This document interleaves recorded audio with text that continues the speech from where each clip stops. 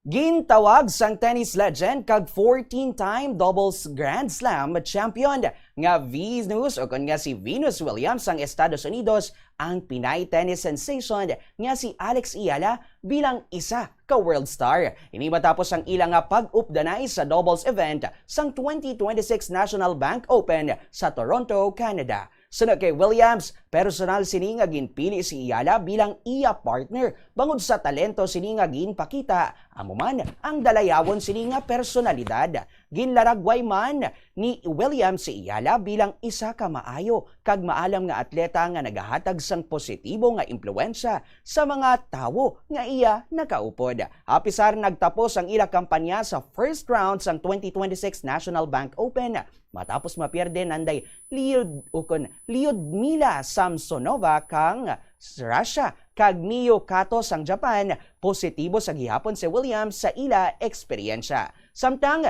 ginakonsidera naman nga isa naman kadako nga kadungganan para kay Iyala nga magka-partner si Williams sa court. Sunod sa iya, madamo siya sang natunan sa veteran tennis star, ilabi na sa mentalidad kag estratehiya ni Williams. Sa karon, padayon si Iyala sa iya singles campaign sa National Bank Open, samtang si Williams naman ang magasabak sa Cincinnati Masters sa Cincinnati, Ohio, USA.